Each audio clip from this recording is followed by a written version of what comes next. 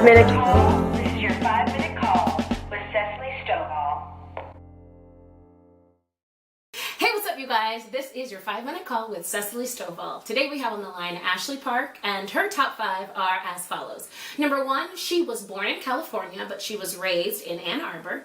Number 2, she went to the University of Michigan for college. Number 3, you have seen her in national tours around the country. She originated the role of Gabrielle in Cinderella. Number 4, she made her Broadway debut in Mamma Mia, and she now is on Broadway in The King and I. Make sure you go see it. And number 5, she is a cancer survivor, which is so totally awesome. You rock, girl. And she can recite 100 digits of pi.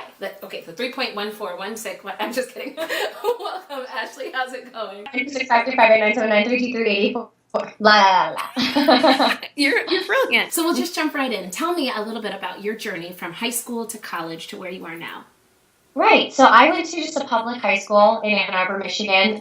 We had an amazing theater program, though, and our producer, Susan Hurwitz, she would bring in musical theater majors from the University of Michigan, and they would come in and they would direct our shows and be our mentors. And a lot of them are in the business now, and I owe where I am right now really to them, because they're the ones who really took me under their wing and were like, you need to go to the University of Michigan, you need to do this. Because musical theater was always just something fun that I loved to do. I loved doing that extracurricularly, and so they're the ones who are like, you can really make a career out of this. And they're some of my closest friends in the industry now. So that's how I ended up going to the University of Michigan, and then now I'm here. So what was the moment for you that you knew this was what you wanted to do for a career?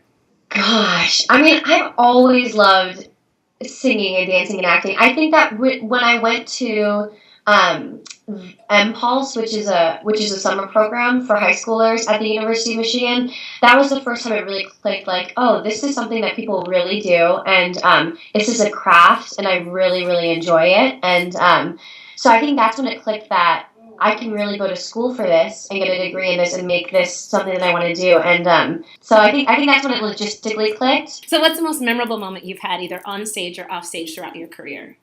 Oh my God, there's so many. I think this whole experience, The King and I, this has just been like, I feel like the whole time I feel like I'm being punked. You know, there have been so many firsts, like performing on the Tony Awards and doing my first original Broadway cast album, and just the first time being on the Lincoln Center. This stage is so massive, and we're on a thrust, and we're singing with this 29-piece orchestra. So much of that has just been like surreal.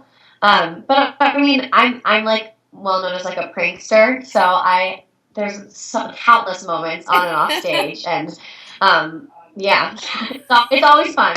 That's awesome. Now, question 4 for you comes from our Twitter followers, and Bradley Gale wants to know, what are your eating rituals? Do you have any pre-show or post-show rituals or anything that you always snack on? Oh, yeah. I mean, with this show, because I sing a lot more, I'm always like drinking my tea and stuff, but I mean, my favorite part of my eating rituals has to be, I think, after but Conrad Ricamora plays my love interest in the show, and spoiler alert, we both die, but once we're both dead in the show, I mean, if you don't know The King and I, just go Google it. Anyways, but we have what we call our heaven snack, and so he usually comes to my room right before curtain call, and we like share something sweet, or sometimes like something, you know, usually a sweet treat, because we have a great sweet tooth, so that's like my favorite thing for heaven snack. Which is nice. And the last question for you is, if you could go back in time and give your 16-year-old self one piece of advice, what would that be? My 16-year-old self? Oh my gosh.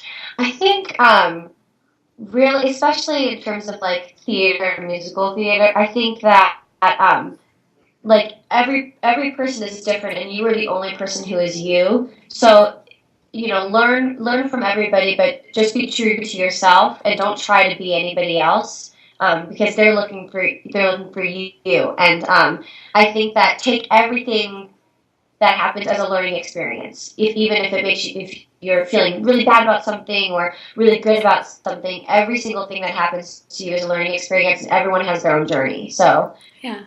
16-year-old Ashley. 16-year-old Ashley. That's for you. Right. Ashley, thank you so much for joining us on 5 Minute Call. I know it is a rehearsal day for you, so you have snuck us in between breaks. Thank you so much. And we'll talk to you soon and break a leg tonight. Thank you. Bye.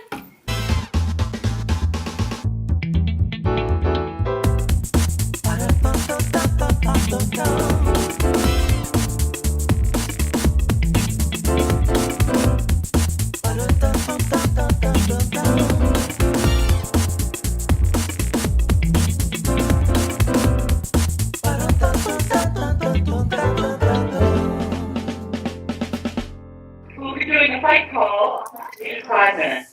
Thank you.